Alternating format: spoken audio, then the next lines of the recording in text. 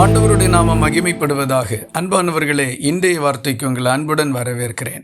இன்றைய தியானத்துக்காக லூக்கா சுவிசேஷம் 10வது அதிகாரம் 34வது வசனத்தை வாசிக்க கேட்போம். கிட்ட வந்து அவனுடைய காயங்களில் எண்ணெயும் திராட்சரசமும் வார்த்து காயங்களை கட்டி அவனை தன் சுய வாகனத்தின் மேல் ஏற்றி சத்திரத்துக்கு கொண்டு போய் அவனை பராமரித்தான். இயேசு கிறிஸ்து ஒரு சம்பவத்தை ஜனங்களுக்கு போதிக்கும் போது நினைவு கூர்ந்தார்.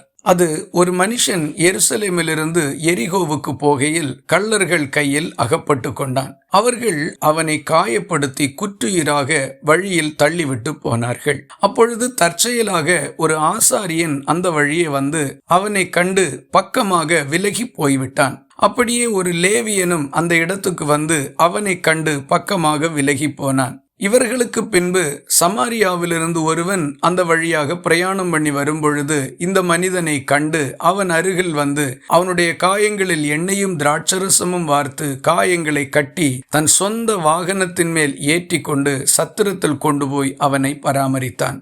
இந்த உதாரணத்தை இயேசு ஏன் சொன்னார் என்றால், ஆசாரியனும் லேவியனும் குற்றுயிராய் கிடந்த மனிதனுக்கு உதவி செய்ய மனமற்றவர்களாக விலகி போய்விட்ட போது அந்நியன் ஒருவன் அவனுக்கு உதவி செய்தான். இதுபோல இன்றைக்கும் அநேக மனிதர்களுடைய வாழ்க்கையில் குடும்பத்தினரும் உறவினர்களும் சபை மக்களும் நண்பர்களும் ஒரு இக்கட்டான சூழ்நிலை வரும்பொழுது விலகி சென்று விடுகிறார்கள். அதிலும் குறிப்பாக பாதிக்கப்பட்ட மனிதன் மிக மோசமான நிலையில் இருந்தால் பெரும்பாலானவர்கள் அவர்களை சந்திப்பதையே தவிர்த்து விடுகின்றார்கள். மனிதர்கள் உதவி செய்ய முன்வராமல் போனாலும் ஒவ்வொரு மனிதனையும் இந்த பூமியில் பிறக்க பண்ணின கர்த்தர் அவர்களுடைய இக்கட்டு துன்ப நேரங்களில் யாரோ ஒருவரை அனுப்பி அவர்களுக்கு உதவி செய்கின்றார். ஒருவேளை நீங்களும் மனிதர்களுடைய உதவியற்று கைவிடப்பட்ட நிலையில் நின்று கொண்டிருப்பீர்களானால் இந்த வசனத்தின்படி கர்த்தரிடத்தில் விசுவாசம் வையுங்கள். தேவன் உங்களுக்கு யாரோ ஒருவரை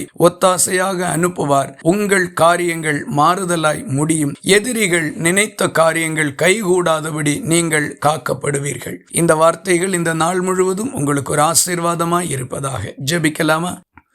எங்களை நேசிக்கிற அன்பு நிறைந்த நல்ல ஆண்டவரே, நாங்கள் உம்மை நன்றியோடு துதிக்கிறோம். எங்களை கண்டு கொள்வதற்கு யாரும் முன்வராவிட்டாலும் நீர் எங்கள் மேல் கரிசனையும் அக்கறையும் உள்ளவராய் இருக்கிறவராக இந்த காலை வேளையில் எங்களோடு பேசி கொண்டிருக்கிறதற்காக உமக்கு ஸ்தோத்திரம். உம்மிடத்தில் நம்பிக்கை வைத்து நீர் கொடுக்கிற உதவியை பிடித்து கொண்டு பிரச்சனைகளிலிருந்து வெற்றியோடு வெளிவர உதவி செய்தருளும்படி அனைத்தையும் ஒப்புக் கொடுக்கின்றோம். ஜெபத்தை கேட்டதற்காக ஸ்தோத்திரம்.